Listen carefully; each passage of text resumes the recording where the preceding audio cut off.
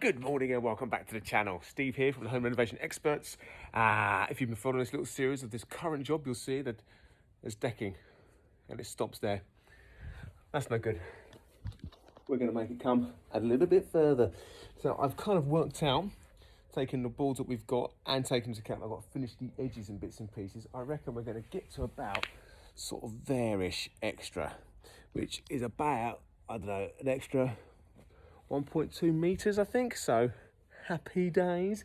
So I'm going to ping that off. So what I'm going to do this morning is continue the wooden line. So basically I'll grab some wood right across there, from mark where they're going to go to keep them level, mark the floor with some spray paint, and then basically knock up a couple more of these. I've got a couple of boxes kicking over, and then put those in the correct spacing, dig my 100mm holes, then I'm going to fill it up with the MOT stuff, compact it all down to create my little base, weed membrane, done.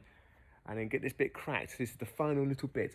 And then the other thing I'm going to be doing is, once I get the bits and pieces out, is just finishing these trims on the edges. Okay, you'll see what they look like in a second. I'll just get set up and I'll do a little video showing what they're all about and what I'm going to do to make them watertight as well. See you in a second. Right, here we go. So we've basically got 4 of these. So what will happen is that they'll go up there, as you can see, like this. So you get that one on there, obviously other 3 corners. You get one across the very top as well.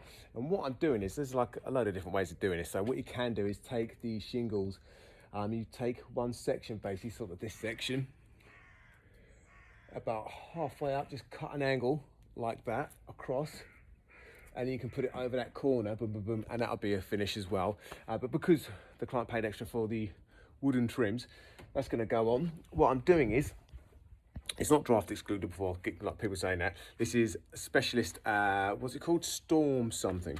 Where did I get it from? Storm Guard. Okay, this stuff was from, what is it, Tool Station.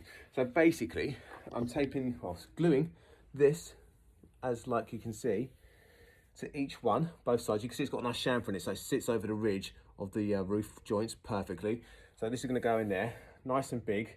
Now that depth is not going to be a problem, because I'm going to use my 90mm DeWalt nail gun, boom, straight through, which will, once it's fired into the roof, will pull that nice and tight, because that thing doesn't care about anything. So yeah, so that's what that's going to do. That's how we're going to do it. So that'll then make sure that's like fixed in place absolutely beautifully, and then that's going to create a lovely, lovely waterproof seal. Done. There's a load of different ways of doing this. This is the way I've chosen to do it. Happy days. So I'm going to go ahead and tape up all these, get them all ready. Then I'm going to jump on the roof with my nail gun, fire them all in, and that's this officially finished. And then onto that. Excellent. So there we go. It's now basically on. That looks nice, doesn't it? Get my head out of the way. Look at that. And you can see now the compression is just underneath there. So that is now watertight. That's not going to let anything in. Jobs are good. So basically I'll run out of nails, but I've got far enough down each one I can do the rest from not being on the roof. And I'm not going to lie, I'm glad this is the last time I'll be up here. Quite glad. So that's it. I'm going to jump down, put a few nails into the corner ones, done and dusted, and then crack on with some decking. Right, it's like I just said, roof is done. That's what it looks like from down here. Marvellous, isn't it? Right, and now, there you go. I've not fit it, don't get too excited. It's still first thing in the morning. But what I have done is, in order to sort of utilise how many boards I've got, I wanted to actually physically see it, because you can sit there and you can try and work it out, but then by the time you get off cuts, then will that board be half a board for coming across here? I just wanted to kind of mock it up. So all I've done is, I've put me bits of wood onto the end of the other one, which is already fitted and in. Just chucked a joist down there. It's not leveled or anything, it's just to put the boards on. And then what I do is, to make sure that I've got even spacing across all of these, I'm fixed up to that point, to that one. So I've got all those back there.